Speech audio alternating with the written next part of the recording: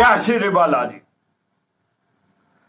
दोस्तों 6 नवंबर 2023 शाम को 16:25 पर बुध वृश्चिक राशि में प्रवेश कर रहे हैं और बुध के ऊपर राहु और शनि की दृष्टि रहने वाली है। बुध शत्रु मंगल की राशि में रहेंगे। क्या उपाय करने हैं, क्या सावधानियां बरतनी है, मैं बताऊंगा आपको। बने रहिएगा मेरे साथ वीडियो के अंत तक।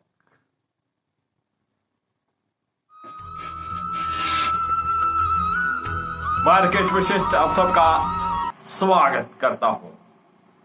बात कर रहे हैं बुध के गोचर की, जो कि वृश्चिक लग्न में होने जा रहा है। चलिए बात करते हैं मकर लग्न की। मकर लग्न के लिए बुध नवम भाव के स्वामी होने के साथ साथ छठे भाव के भी स्वामी होते हैं और 11वें भाव में गोचर करेंगे।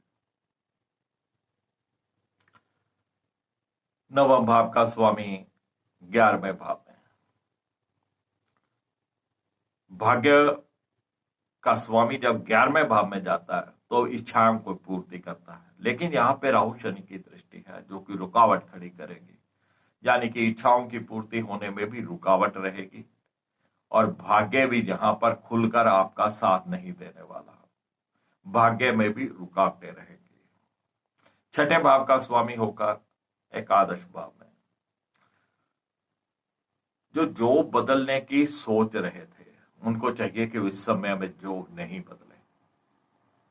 जिन्होंने नई जॉब के लिए अप्लाई कर रखा था, कोई इंटरव्यू वगैरह दे रखा था, वहां पे भी कुछ रुकावट है। वहां पे आपका जो अपॉइंटमेंट लेटर आना था, जो अपॉइंटमेंट वहां पे आपको प्लेसमेंट मिलनी थी, वो रुक सकती है। थोड़ा ध्यान रखिएगा। भाग्य भाव का स्वामी 11वें भाव में है, राहु शनि की दृष्टि है, धर्म कर्म से भी आपको दूर करेगा। तो यहां पे बुध को अच्छा रखने के लिए आपको धार्मिक रहना है। जितना आप धर्म से जुड़कर रहेंगे, जितना आप अपने इष्ट देव गुरुदेव का कोई भी पाठ करेंगे, जाप करेंगे, उतना आपको लाभ मिलने की संभावना है। कम से कम ये राहु शनि की जो बुरी दृष्टि है वो जो रुकावटें खड़ी करेगी, उनको टालने में ये पाठ और जाप ही आपकी सहायता करेगा। केसर का तिलक करिएगा और कहीं से भी कोई धागा, कोई तवीर, कोई बहूती लाकर अपने घर पे मत रखिएगा। ना ऑफिस में रखिए, ना फैक्ट्री में रखिए, नहीं तो ये उल्टा चलने लग जाती है तो नुकसान करेगी। चलिए बात करें कुंभ लग्न की। तो कुंभ लग्न के लिए बुध अष्टम भाव के स्वामी होने के साथ साथ पंचम भाव के भी स्वामी होते हैं और दसम भाव में गोचर करेंगे। पंचम भाव का दसम भाव में और ऊपर राहु शनि की दृष्टि। तो विद्यार्थी वर्ग को अपनी कंसंट्रेशन में बहुत ध्यान देना है, अपनी पढ़ाई लिखाई में बहुत ध्यान देना है। अभी से डट जाइएगा, अपनी बुद्धि का सही इस्तेमाल करना है। आपकी बुद्धि भ्रमित हो सकती है, आप कोई गलत कार्य कर सकते हैं। कहीं एग्जाम में कोई पर्ची वगैरह लेके जाना, कोई चीटिंग करते पकड़े जाना। तो विद्यार्थियों को बहुत अलर्ट रहने की जरूरत है। और जिनका कोई प्रेम प्रसंग चल रहा था उनको भी थोड़ा अलर्ट रहना है। कहीं ना कहीं आपका ब्रेक डाउन होने की संभावनाएं बनी हुई है। और आपको अपनी संतान का भी थोड़ा ध्यान रखना है। संतान आपकी कुछ ना कुछ गलत कार्य कर सकती है, बुद्धि उसकी भ्रमित हो सकती है। संतान की तरफ से आपको कोई ना कोई शिकायत आ सकती है जिससे आप चिंताग्रस्त हो जाएंगे। तो संतान की तरफ से भी थोड़ा अलर्ट रहिएगा। अष्टम भाव का स्वामी दसम भाव में, अपनी जॉब में, अपने व्यापार में अलर्ट रहिएगा। समय बहुत अच्छा नहीं है। लेकिन जो मल्टीनेशनल कंपनीज में कार्य करते हैं या इंपोर्ट एक्सपोर्ट का कार्य करते हैं, उनके लिए समय बेहतर हो सकता है।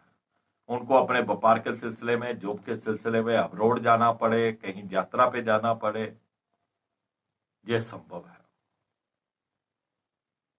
चलिए बात करते हैं मीन लग्न की। मीन लग्न के लिए बुध सप्तम भाव के स्वामी होने के साथ साथ चतुर्थ भाव के भी स्वामी होते हैं और नवम भाव में गोचर करेंगे। सप्तम भाव का स्वामी नवम भाव में, आपके लाइफ पार्टनर के साथ आपका भाग्य जुड़ गया है। आपके व्यापार में, आपकी जॉब में कोई भी परेशानी हो, अपने लाइफ पार्टनर से डिस्कस करिएगा, उनकी सहायता लीजिएगा और धर्म के साथ जुड़ के रहना, क्योंकि नवम भाव के ऊपर राहु शनि की दृष्टि है और ये राहु जैसे ग्रह जिस भाव के ऊपर देखते हैं वहां से आपको सेपरेट करते हैं, तो धर्म कर्म से आप दूर रहेंगे, तो वहां से आपको दूर नहीं होना है। जो भी आपके इष्ट देव हैं, जो भी आपके गुरु ने आपको मंत्र दिया हुआ है या इष्ट देव का आप पाठ करते हैं, ये बंद नहीं करना है।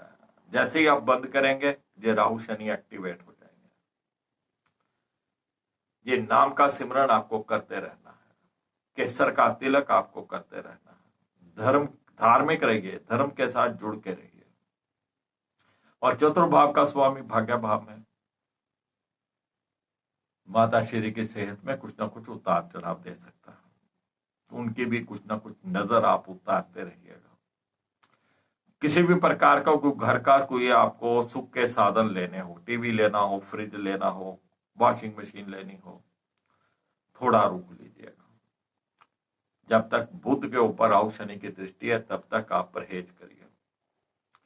कोई भी आप प्लॉट लेना चाहते थे, कोई आप घर लेना चाहते थे, व्हीकल लेना चाहते थे, तो ये समय को थोड़ा टाल दीजिएगा।